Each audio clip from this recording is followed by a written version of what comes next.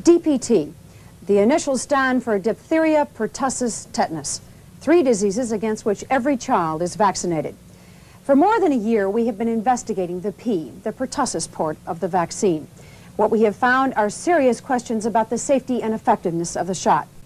The overriding policy of the medical establishment has been to aggressively promote the use of the vaccine, but it has been anything but aggressive in dealing with the consequences. While there has been active study and debate in other countries on this subject, there has been a general void of information in the United States. Our objective in the next hour is to provide enough information so that there can be an informed discussion about this important subject. It affects every single family in America.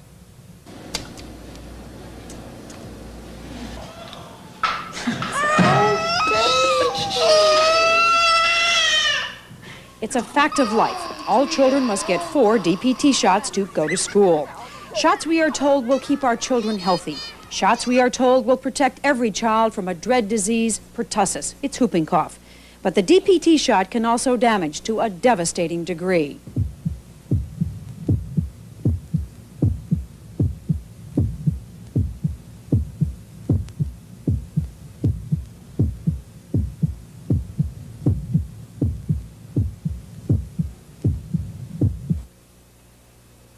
It's probably the poorest and the most dangerous vaccine that we now have.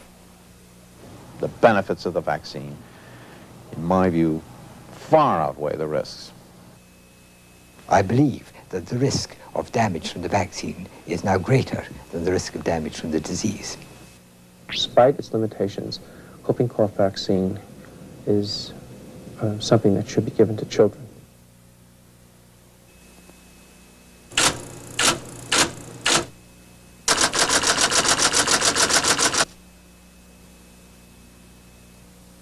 Since 1933, studies have shown that the whooping cough or pertussis vaccine causes brain damage.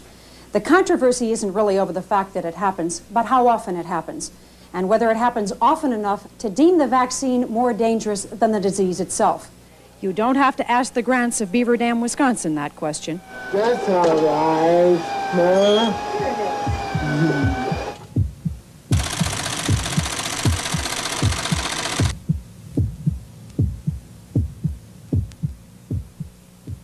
We had a child up to 4 months of age that was developing beautifully well.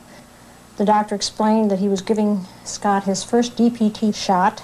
Between 12 and 14 hours, he gave an outburst of a very hard cry. What we learned later were infantile spasms.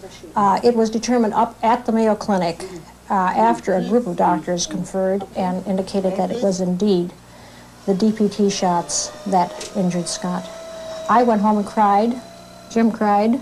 We couldn't believe that we could possibly have such a black future. I had to start in the business for myself. I had to be near the home all the time in regards to helping lift him, care for him, and take care of his many needs. It's quite a big job. We have not had a vacation for 21 years. We simply can't go away. It's impossible to go away. It's important to remember, however, most children who get the DPT shot have minor reactions like swollen arms or fussiness. But there are more serious reactions that doctors should be watching for and worrying about. The Pediatric Red Book, written by the American Academy of Pediatrics, lists high fever, collapse, shock-like collapse, unconsolable crying, convulsions, and brain damage as reactions to the DPT vaccine. Those complications are associated with varying degrees of retardation, ranging from severe brain damage, like Scott's, to learning disabilities which may never be connected to the shot.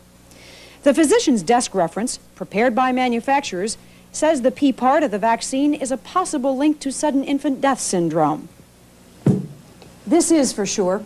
The whooping cough or pertussis vaccine is the most unstable, least reliable vaccine we give our children. Dr. Gordon Stewart, epidemiologist and pediatrician, University of Glasgow, Scotland, a member of the British government's Committee on the Safety of Medicines. Pertussis vaccine is a crude brew, literally, of those bacteria and all their growth products. Dr. Robert Mendelsohn of Chicago, author, lecturer, and former head of pediatrics departments at the University of Illinois Medical School and the Michael Reese Hospital in Chicago. The statistics of this country are wrong, and that the danger is far greater than any doctors here have ever been willing to admit.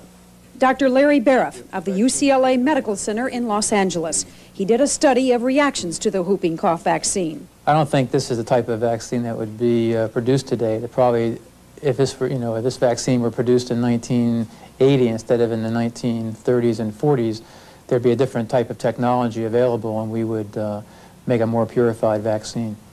The Bureau of Biologics Bacterial Program, it's part of the Food and Drug Administration, exists to make sure our bacterial vaccines are effective and safe. Dr. John Robbins, head of that program, concedes the vaccine is not perfect, but much more is to be gained by immunizing the children with our current vaccines with its limitations than by allowing our children to be exposed to contracting pertussis. Dr. Edward Mortimer of Case Western Reserve University here in Cleveland, Ohio, is considered by the government to be a leading expert in the field of childhood disease, especially whooping cough and its vaccine. He has served on numerous FDA panels and speaks as well for the American Academy of Pediatrics. Whooping cough is a bacterial disease. It's a disease that goes on for a long time. Some people used to call it a 100-day fever, even though there isn't much fever associated with it. 2 weeks of minor respiratory symptoms with a beginning cough, followed by 2 weeks of an increasing cough with the characteristic whoop, like that. At the end of the coughing spell, the poor kid often vomits. That child essentially ends up retaining little or no nutrition.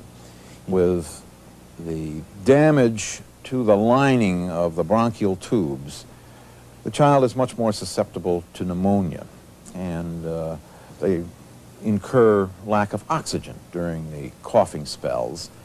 And in a young baby with a developing brain, lack of oxygen isn't necessarily a very good thing. The disease itself, for reasons that are not entirely clear, sometimes produces what is called encephalopathy, brain damage. Dr. Alan Hinman, chief of the Immunization Division at the Centers for Disease Control in Atlanta. For the individual who has whooping cough, it is a serious disease. It certainly is not as fatal a disease as it was in the 30s, nor is it as common. In fact, whooping cough in this country is almost gone. There are less than 2,000 cases a year. During the 1930s, though, whooping cough struck over 195,000 people. 4,800 people died from the disease annually. Then the disease plummeted. By the early 50s, when the vaccine was in mass usage, the cases of whooping cough were down to 37,000 and 270 deaths. Today, with cases under 2,000, there are an average of about 9 deaths a year, almost all in tiny infants. As you can see, the disease was already in decline before the vaccine was widely used, and there are a number of reasons for that. Better nutrition, maybe. Maybe better means of handling these kids when they got in the hospital. Maybe a change in the organism. That is not unknown. Dr. Bobby Young, a microbiologist. For 12 years, he studied and researched vaccines at both the Bureau of Biologics and the University of Maryland. He told us before his death last summer he believed the disease is now easily treated. However, these days when we have bacterial antibiotics, when we have chemotherapy, death from pertussis is a relatively rare event. When children die of whooping cough, it's because they are disadvantaged in some other way. A completely well child doesn't often die of whooping cough.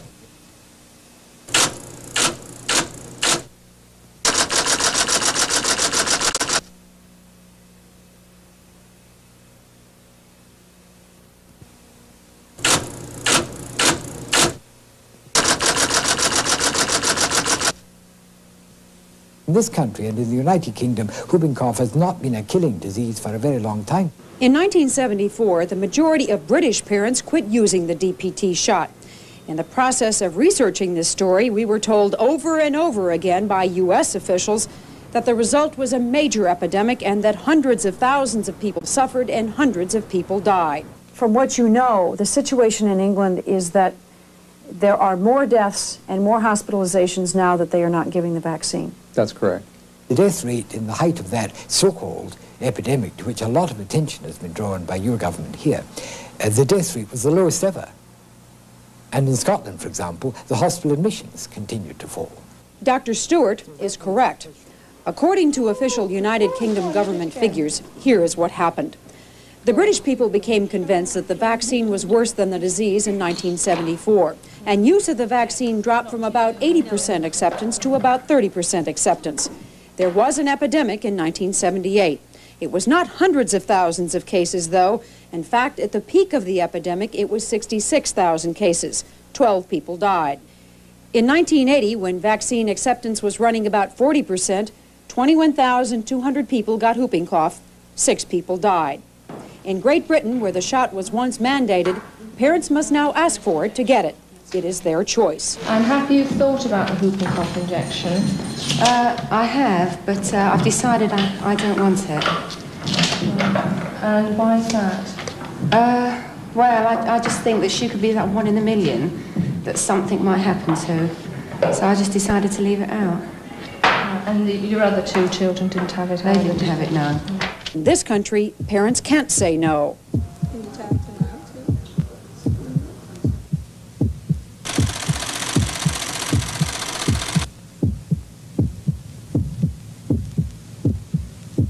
I says maybe she should not have this shot because it seems to me she's just not quite herself. And he checked her all over and said, well, she looks okay to me. And he gave her the shot. And the following morning, when I was feeding her, she went into a grand mal seizure, which, of course, I didn't know what was happening. I thought she was dying in my arms, is what it amounted to. She has seizures probably 1 every 5 or 10 minutes. Polly's neurologist, Dr. Jerome Murphy, until recently head of pediatric neurology at Milwaukee Children's Hospital. She has injured herself frequently from these.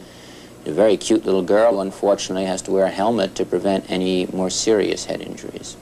I call it a post-pertussis encephalopathy. I presently follow 4 children, at least, that I know of, that had a neurologic illness that started shortly after a DPT immunization. All 4 children have delay in their development and have seizures. Is her condition permanent? I doubt she'll ever resolve her seizure disorder. I hope that as she grows older, we'll be able to control them better. As far as her delay in learning, I think that's a permanent problem. The Food and Drug Administration and the Centers for Disease Control have long contended that children like Scott and Polly may not be DPT victims, that it may be a coincidence they convulsed right after the shot. The government feels their convulsions might have happened anyway. Dr. Murphy disagrees. This is overwhelming data that there's an association. I think it's average for pediatric neurologists to see such cases. I know it has influenced many pediatric neurologists not to have their children immunized with pertussis.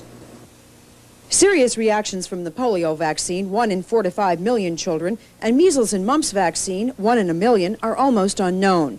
Serious reactions from the whooping cough vaccine are common. It could be as low as 1 in every 700 children. Medical knowledge about severe reactions from the whooping cough vaccine goes all the way back to the early 30s. Report after report has been published in medical journals since then.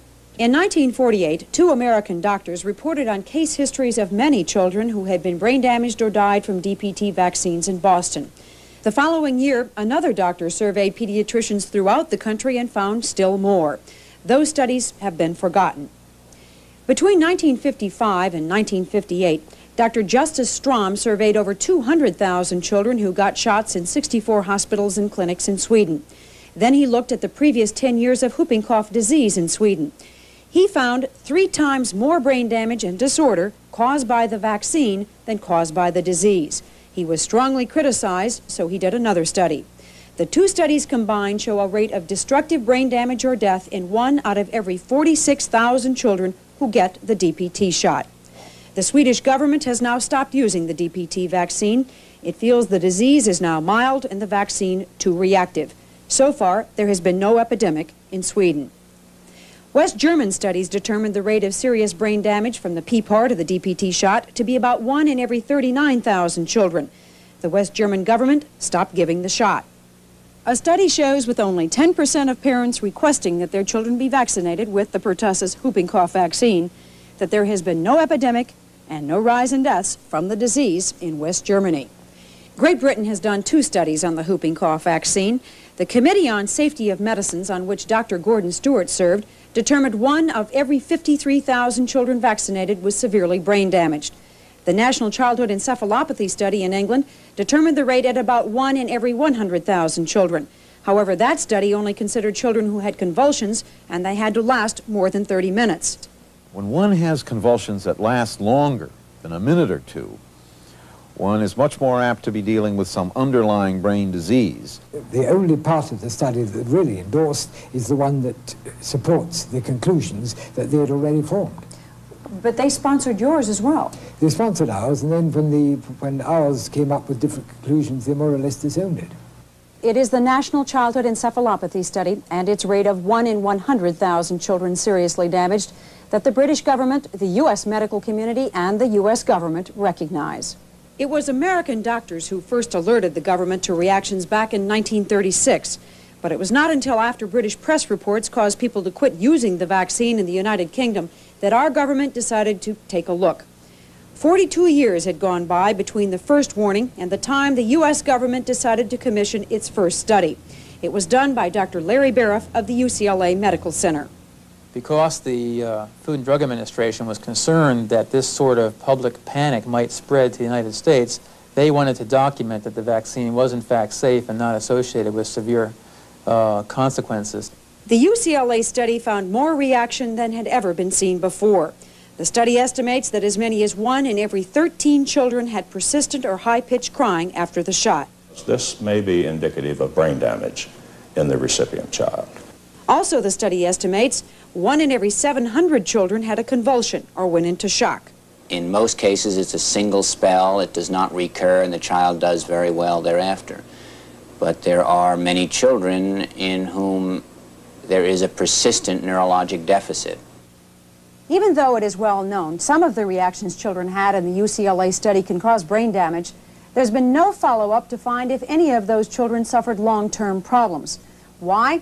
Because after nearly a half a century of waiting for answers, the only study commissioned in this country ran out of money. Neither the FDA nor the doctors involved have plans to pursue the matter. This is the only real study that the government has done on the DPT shot in 40 years, and you're saying you don't have enough money to go back and check on those children who had reactions. The funds for contractual agreements, there's just no funds within the FDA for that now. They were only followed for 48 hours. There's some reason to believe that some children develop complications after that.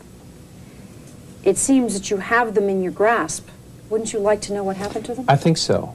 I thought, sure, it's just not the only thing that's been cut back, unfortunately.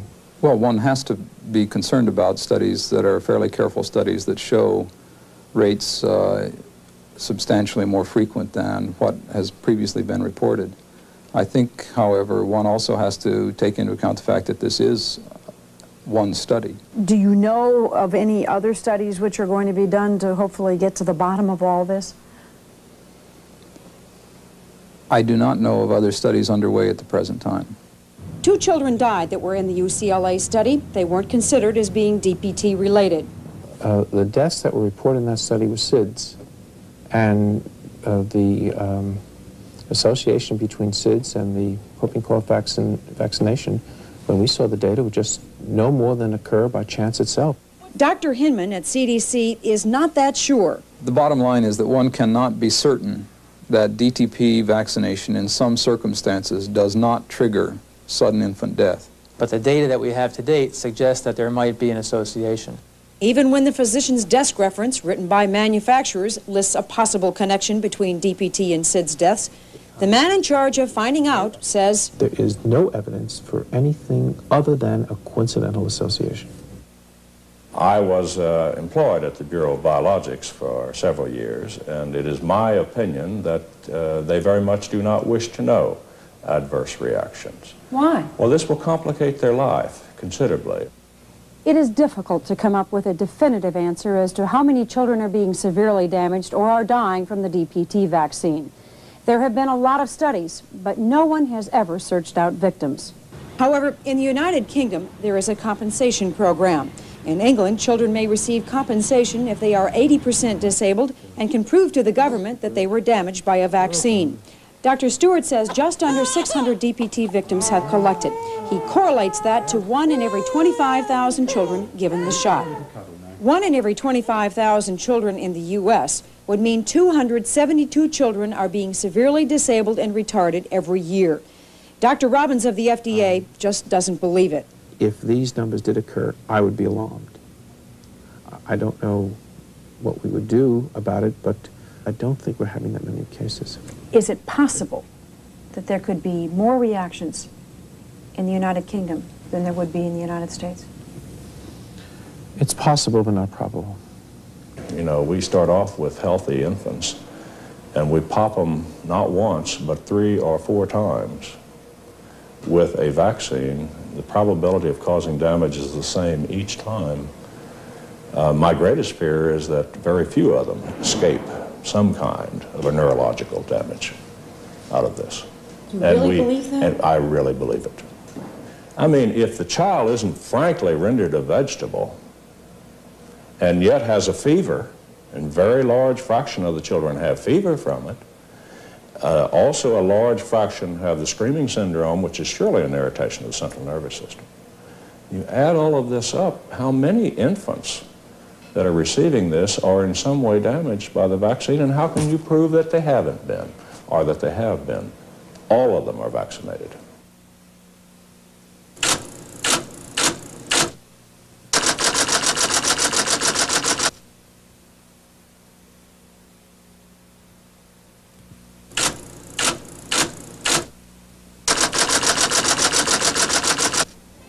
The major reason we don't know how many children are being damaged by the P part of the DPT vaccine is because doctors don't report reactions.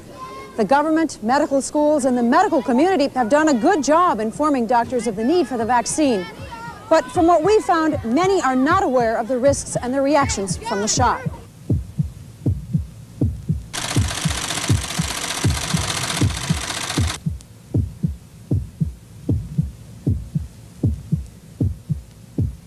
When she was 4 months old, on the same day she had her vaccination, she had her first seizure. She was shaking and she was turning blue and she appeared to have breathing problems. By the time we got her to the emergency room, she was okay. And we told the doctor that she had had her vaccination that day. Could that be a link there? He said, no, she probably was just choking. Just take her home and she'll be fine. But 2 weeks later, she went into a grand mal seizure. She was very near dying. The Yankoviches, who live in Kenosha, Wisconsin, said they knew it was the DPT shot that damaged Abra, but it wasn't until they found pediatric neurologist Dr. Gordon Millichap in Chicago that it was confirmed. He realized right away that it was the DPT. Dr. Millichap told us about the shot and his feelings about the shot, especially the pertussis in the vaccination, and he said personally he wouldn't even give that to his dog. They also went to the Mayo Clinic in Rochester, Minnesota. Our pediatrician told the doctor the story about Abra, said that she had seizures stemming from a DPT shot, and the doctor interrupted him and said, yeah, we know exactly what you're talking about, send her up. She'll have good days and she'll have bad days. She'll experience hundreds of seizures in a day, and some days we're blessed with only 1 or 2 seizures. She's a joy to be around because she's such a sweet-natured girl, but we've been told that she probably will never walk on her own, and she probably will never talk. Emily and Connolly Yankovich have been close friends with Gail and Lorenzo Brownie for some years. They don't live very far from each other in Kenosha. Knowing of Abra's reaction, Gail was very apprehensive when she took her son Ronaldo to the pediatrician for his DPT shot. I asked the doctor what the odds are of our child having a similar reaction, and he said that I didn't have anything really to worry about.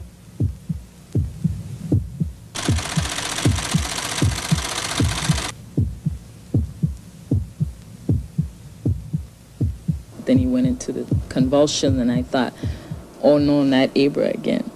And the doctors told us, well, he just had, that it was an ear infection, and that, you know, it's really nothing for us to be upset about.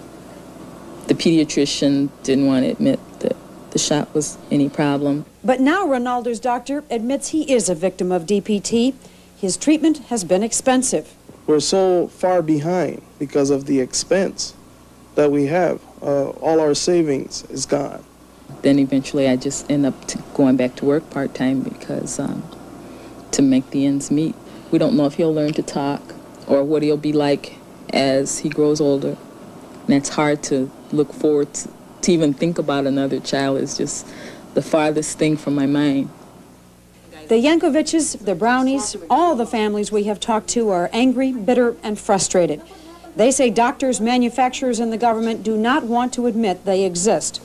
Of all the cases we have come to know, only one was reported to the manufacturer and the government.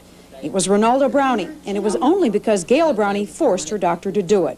I wanted them to have accurate records because, to me, they told me 1 in 70,000 children react. We had our son and Abra in a town that has not much more than 70,000 people in it.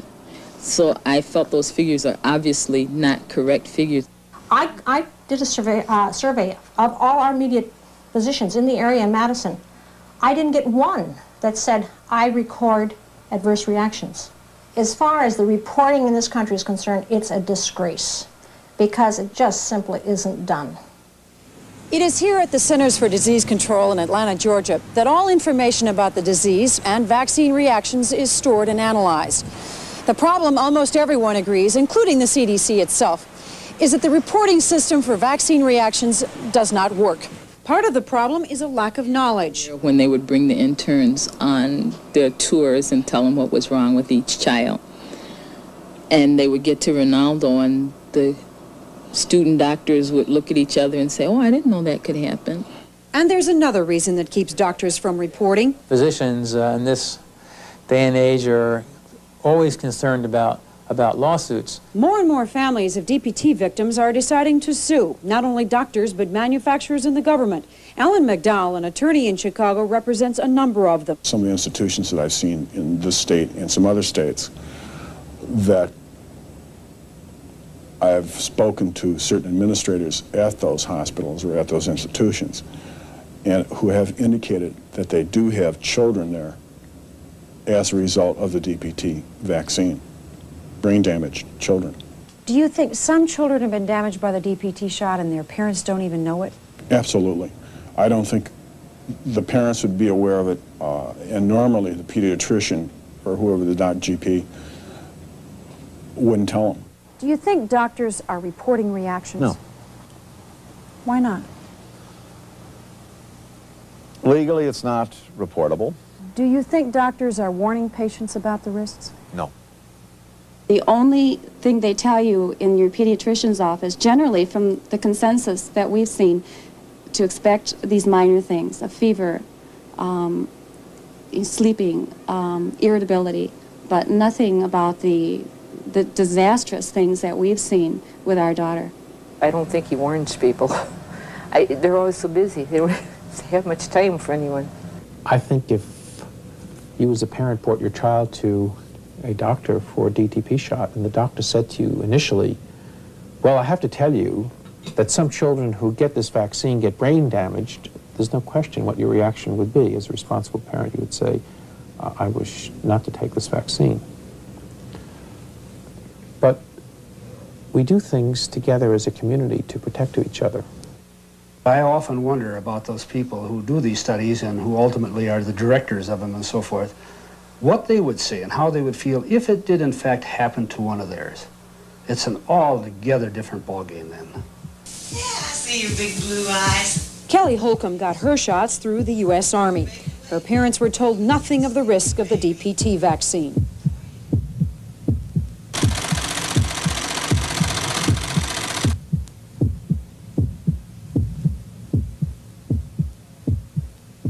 She received a shot in West Germany at a United States health clinic, had a reaction which now is known as excessive screaming reaction.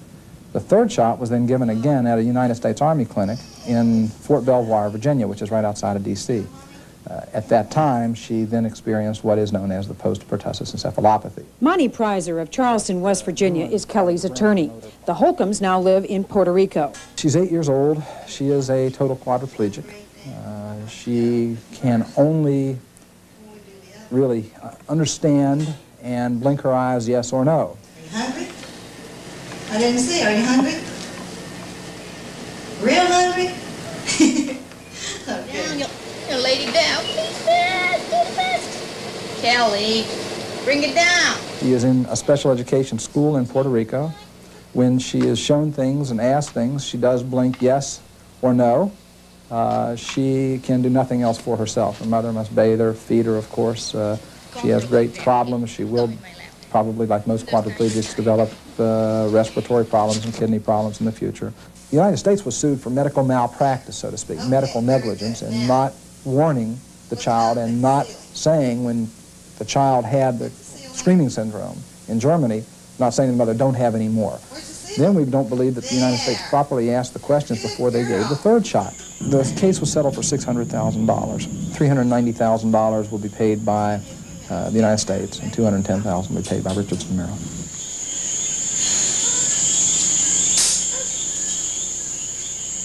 Kelly was injured 8 years ago.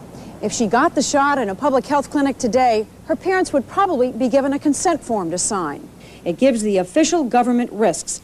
Brain damage, 1 in every 100,000 shots. High fever, convulsions, abnormal crying or shock, 1 in every 7,000 children. Almost all parents sign the form. Kids can't go to school without their shots. The doctor knows that this is mandated by regulation. So he has no choice. So he has no choice, and indeed the parent has no choice. Barbara Siska of Silver Spring, Maryland, didn't want her child vaccinated. She took it to court. She lost. They do not inform parents of the most important aspects of it, at least not all important aspects, to make the informed decision. And the more important, the consent is coerced.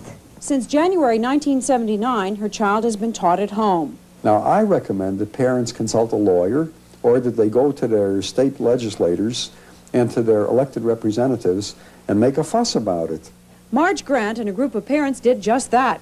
They lobbied the Wisconsin legislature until they got a law making vaccines voluntary in the state of Wisconsin. The law now states that if you, for any personal belief or personal conviction, do not want your child immunized, you certainly do not have to. I insisted that this law must state that any person who immunizes a student under this law must record and identify the manufacturer and lot number of the vaccine used and the type of vaccine is being given. And it is now written in the law. And I feel very good about that. Is Scotty's law? I guess you could call it that. It's a little late for him, but some other child could benefit, certainly. Wisconsin isn't the only state that has gone against federal guidelines and decided to allow parents a choice about the DPT shot. So have 19 other states. In Maryland, Virginia, and the district, you must have the shots to go to school.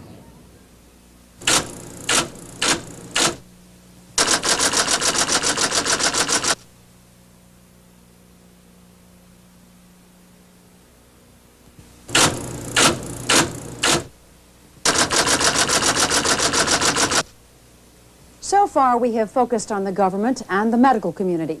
But manufacturers, the drug companies, also have a responsibility to make sure that the DPT vaccine is safe and effective.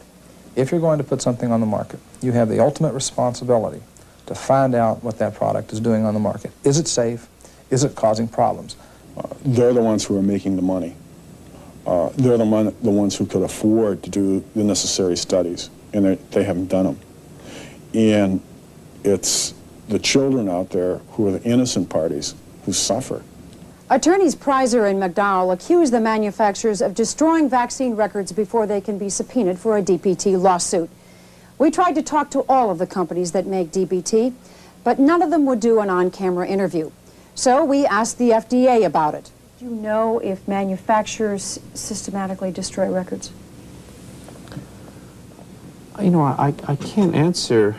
I'm sure they don't keep records. Do you have control over that? Do you require them to maintain records? All records of adverse reactions must be part of the manufacturing file and are inspected each year as each manufacturing establishment is expected for its manufacturing and control procedures. How long do they have to keep them? I don't know. I'm sorry. So our attorneys went to the FDA and asked for the protocols and the testing of the vaccine, And would you believe just several weeks before they lost, they just couldn't find. In fact, the word they used was, those records were here, but they vanished. I have no question about the fact that there is a cover-up. There has got to be. There's no reason why we should want to hide those records from anyone. I hope it hasn't occurred. The last thing we want to do is to be negligent in our control of this. We've known about the reactions to the shot for 40 years. Why only in 1973 did we start to think about it and worry about it? I think that there's always been interest in pertussis, but you know, the vaccine was so effective that the scientific community didn't consider it a problem. Come here. What's he doing? But how effective is the DPT vaccine? The official answer from the Center for Disease Control. The fact that a vaccine is, say, 80% effective means that 4 out of 5 people who receive the vaccine would be protected from whooping cough if they are exposed to it, but 1 would not. It doesn't produce lifelong immunity and doesn't produce immunity in all children who receive it. It's possible that a child could get the full series of shots and still get whooping cough. It's also very likely that they could get the full series of shots and 6 or 7 years later get a modified form of the disease. Dr. Stewart says the English statistics show less than 2/3 of those vaccinated are protected. In any outbreak of whooping cough or pertussis, about 30% of the children have been fully vaccinated. How long is the DPT shot effective? For 2 or 3 years from the time of receiving it. The DPT vaccine has never been clinically tested in the United States. The British did clinical tests on the vaccine back in the late 40s and found it to be effective, but reactive. By congressional mandate in 1973, the Food and Drug Administration set up panels to review all vaccines on the market. While the report on bacterial vaccines has never been published, we were able to get a draft of it under the Freedom of Information Act. It shows that very few manufacturers of the DPT vaccine were able to give the panel any documentation that their vaccine was either effective or safe. It shows that the panel went ahead and continued licenses anyway, pending more information. And it shows one DPT vaccine that was okayed on a 3-2 vote. Dr. Mortimer was a member of that panel. Well, here we've got a highly reputable manufacturer whose manufacturing techniques, insofar as we can tell, are impeccable, who, insofar as we can tell, does everything to monitor what happens with that vaccine as best that manufacturer can, and moreover, a vaccine upon which the public depends. Therefore, it seems entirely appropriate to us to permit that vaccine to be produced for another period of X years. How can a vaccine, which every child in America might be exposed to, be okayed on a 3-2 vote? Because there was circumstantial evidence that it worked. But a 3-2 vote?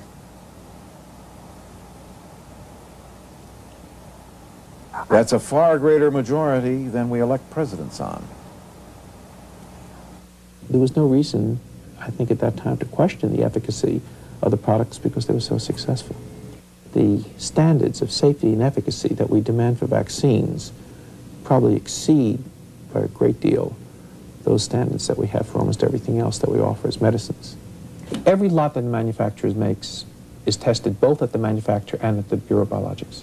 Is that normal? No, it reflects our concern for this vaccine. A General Accounting Office audit in 1979 found the test FDA uses to examine those lots is faulty. An FDA panel also questioned the adequacy of current vaccine tests and noted that they are conducted on the premise that children in this country get 3 shots. In fact, most children get 4. Bobby Young, who worked at the FDA's Bureau of Biologics.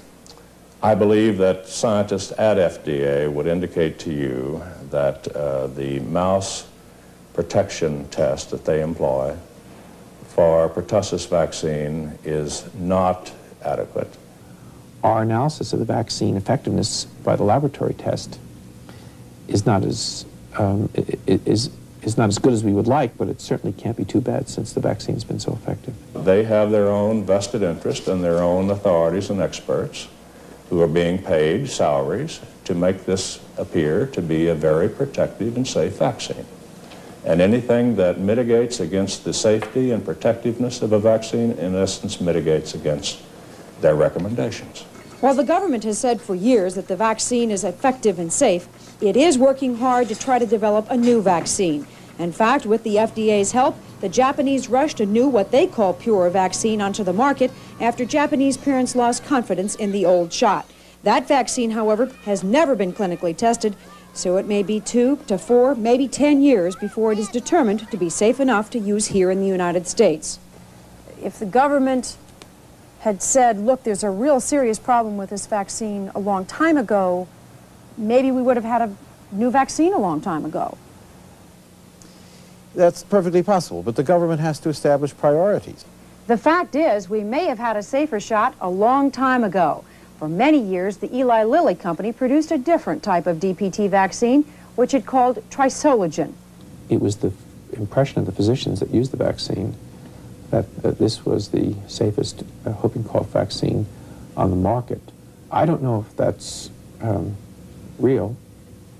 It's only hearsay evidence. It was never really quantitatively compared. Why, if you thought that the Lilly vaccine might be less reactive and still be effective, wouldn't you have taken a close look at it yourself to determine whether it really was a better vaccine? We are developing a vaccine, but our primary objective is to try to understand in as precise and as modern terms as we can those components of the vaccine that cause side reactions and that also might cause immunity. But in the case of the Lilly vaccine, is it possible that we could have let a good one get away? Oh, I think we have no control over that. That was the decision of the Eli Lilly company to stop its manufacture. There are some children who absolutely should not get the DPT shot. There are some children who are at serious risk if they do. We'll examine that in just a moment.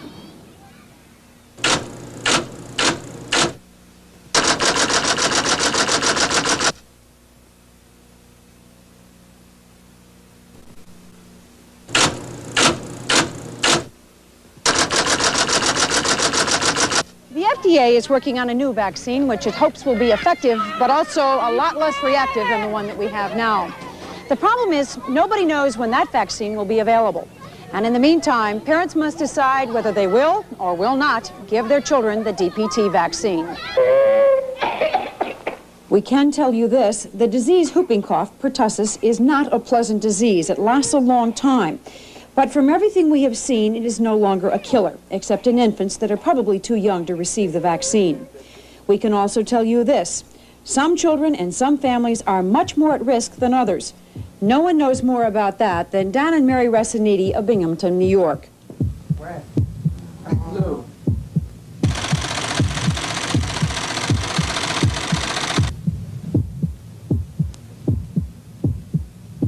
Tony Resiniti, 19 years old. He suffers a convulsion about once a day. The drugs to control his convulsions cost $1,200 a year. He has spent part of his life in an institution. Tony convulsed within 24 hours after getting the DPT shot. Regardless, doctors continued the rest of the shots. After Tony's history with the DPT shot, his brother Leo should never have had the vaccine.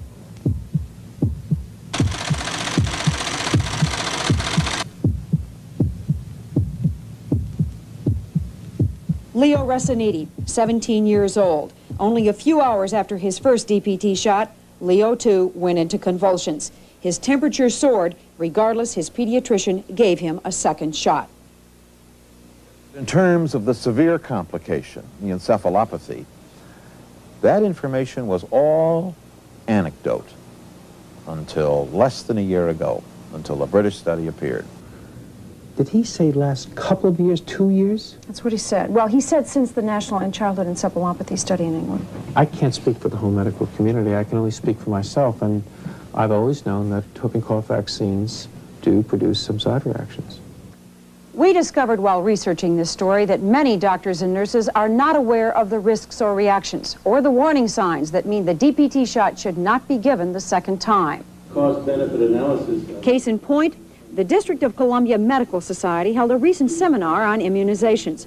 When a panel of doctors and scientists was asked if a DPT shot should be given to children who have had febrile convulsions, no definitive answer was given. In fact, Dr. Saul Krugman, a well-known professor of pediatrics at New York University's Medical Center, said, A history of convulsions is not a reason to avoid the P part of the DPT shot.